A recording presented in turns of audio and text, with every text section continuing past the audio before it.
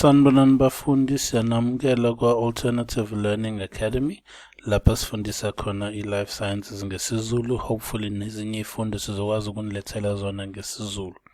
Isizathu sale channel ukuthi sigcwalise leyo gap ekhona ekutheni abafundi abamnyama uma befunda iy'fundo ey'njengo-Life Sciences, no-Maths, no-Physics, ukuthi awukwazi ukuthi uvele ugxume usuyayi-understanda ngesiNgisi, isiNgisi kungasilona ulimi lakho lokuqala, kungasiyona ulimi lakho lebele. So into esizama ukuthi siyenze ukuthi siqale siwalethe lama-concepts noma siwa-introduce ngesiZulu, uweze ukuthi anjani, bese khane udlulele esiNgisini, bese ukuthi futhi nalapho sikwazi ukuthi sikutolikele khona ngesiZulu. IsiNgisi mhlawumbe la sithanda ukuthi sibe siqine khona, sikwazi ukuthi sikutolikele nakhona.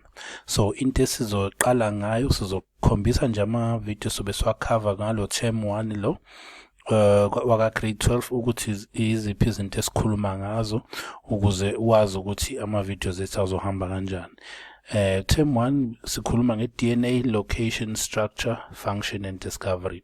So kusho ukuthi into esobe sikhuluma ngazo ukuthi i-DNA itholakala kephi, ima kanjani, yenzani, nanokuthi izitholakala i-DNA kwenzakalani, i-history yakhona ihamba kanjani, ukuze khona nani abanye nifisa ukuba ama-scientist in the future nizokwazi ukuthi izinto ziyayisebenze kanjani.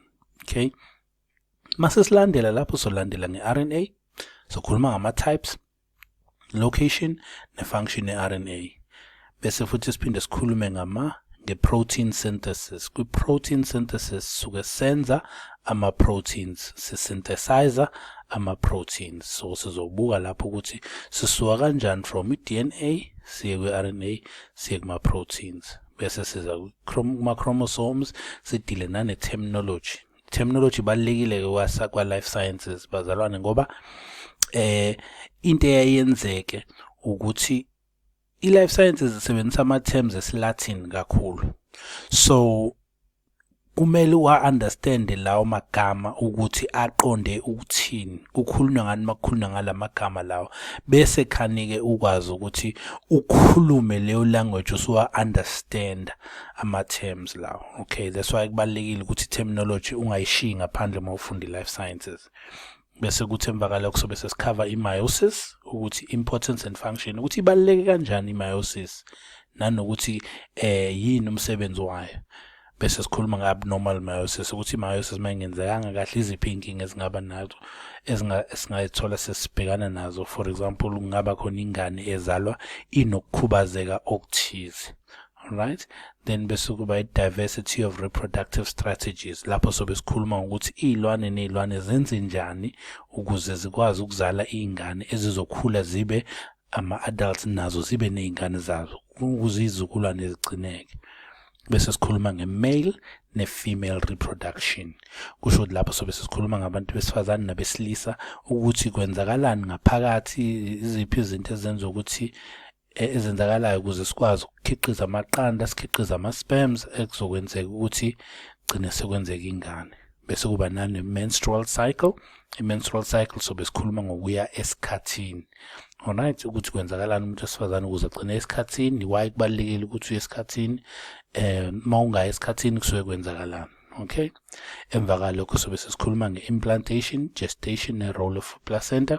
Kusho ukuthi lana sikhuluma ngokuhlala kwengane kumama, kwisibeletho sikamama, ihlale nje ibambelele i-implantation leyo. I-gestation ukukhula-ke kwe-embryo ngaphakathi kumama ize ibe ingane. Bese kuba i-role ye-placenta, ukuthi i-placenta le ephuma kamuva, abanye bathi bazalwa bembethe, kwesinye isikhathi kusuke kukhona kodwa hayi lokho kusuke kungahlangene, kusuke kuyi-amnion le engaqhumanga kahle, kodwa-ke i-placenta kuyona econnecta kwi-umbilical cord econnecta ingane nomama ukuthi bakwazi ukusherisha ama-nutrients, basherishe ne-oxygen. So izona zinto esobe sikhuluma ngazo-ke lezi-ke.